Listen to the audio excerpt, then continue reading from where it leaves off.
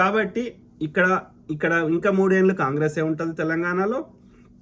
ఆ తర్వాత కూడా కాంగ్రెస్కే వచ్చే అవకాశం ఉంది. ఎందుకంటే బీజేపీ ఇక్కడ రాదు. బీజేపీ పాలిత రాష్ట్రాలు ఇక్కడికంటే 1000 రెట్లు వరస్తున్నాయి.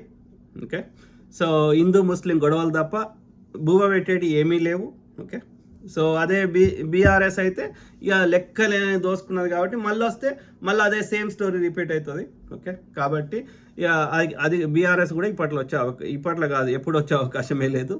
సో కాబట్టి నేను ఏమంటున్నా అంటే ఇప్పుడు ఈ ఎన్నికలలో వాళ్ళు దోసుకున్న వాళ్ళు బీజేపీ దోసుకుంటూనే ఉంది 10 ఏళ్ళ నుంచి దేశం లెవెల్లో. ఓకే, సో ఇది ఇక్కడ బీఆర్ఎస్ అదే పరిస్థితి.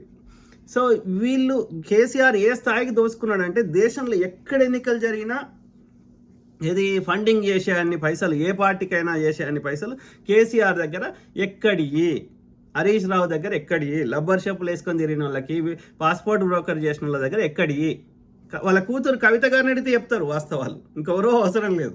సో కాబట్టి ఇక్కడ కేటీఆర్ గారు అమెరికాలో ఉన్న 10 లక్షల జీతం ఉండే దాన్ని వదిలేసి ఎందుకు వచ్చిండు?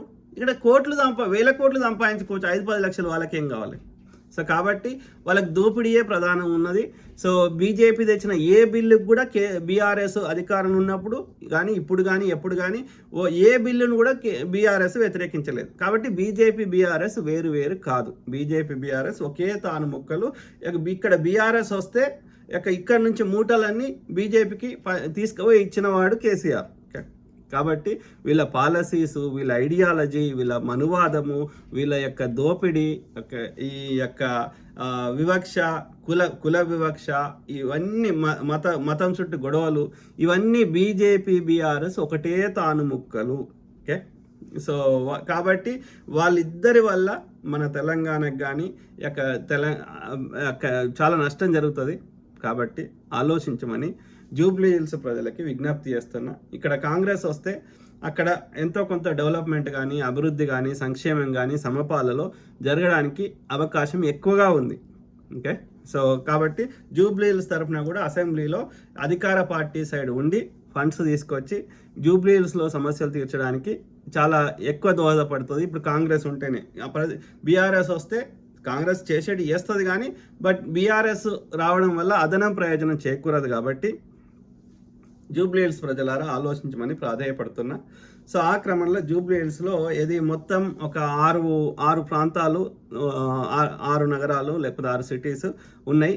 6 ప్రాంతాలు ఏంటంటే ఎర్రగడ్డ, బోరబండ, యూసుఫ్గూడ, వెంగళరావు నగర్, రహమత్ నగర్, షేక్పేట. ఓకే, సో ఇక్కడ మనం ప్రధానంగా ఇప్పుడు ఎవరు ఉన్నారు ఇక్కడ, ఇది ముగ్గురు పోటీలో ఉన్నారు.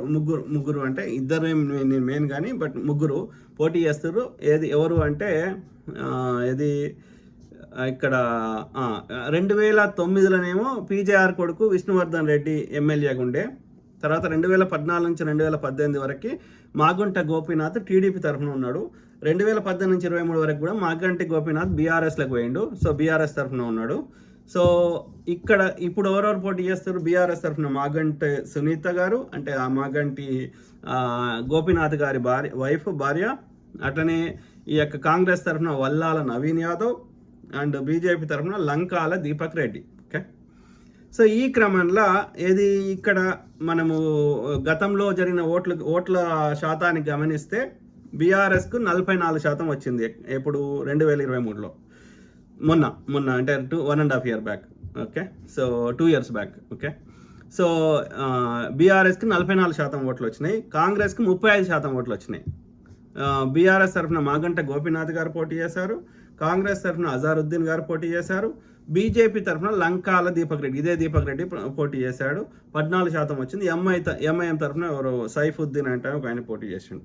సో ఈ క్రమంలో ఇక్కడ మనం గమనిస్తే ఈ బీజేపీకి 14%, ఎంఐఎంకి 4%, 18%.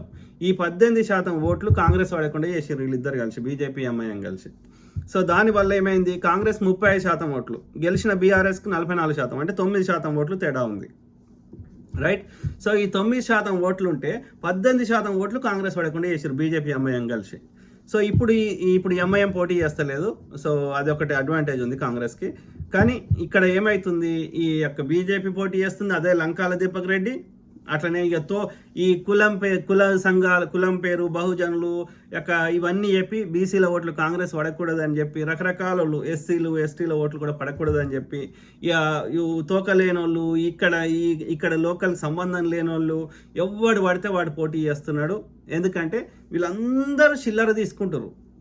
కాంగ్రెస్ చిల్లర ఇవ్వదు, చిల్లర ఇచ్చి వీళ్ళని మేపదు. ఓకే, కాబట్టి ఎవడైతే అడ్డదారిలో దోసుకున్నాడో బీజేపీ కానీ బీఆర్ఎస్ కానీ చిల్లర ఇచ్చేసి ఈ గాడిద కొడుకులతో పోటీ చేయిస్తుంది. కాబట్టి ఈ చిల్లర గాడిద కొడుకులు ఏం చేస్తున్నారు, కులం పేరు చెప్పుకొని, మతం పేరు చెప్పుకొని వాడు చిల్లర కోసం వాళ్ళు పోటీ చేస్తున్నారు. వీళ్ళు గెలిచే బాపతి కాదు, కానీ ఓట్లు చీల్చే ప్రయత్నం చేస్తారు.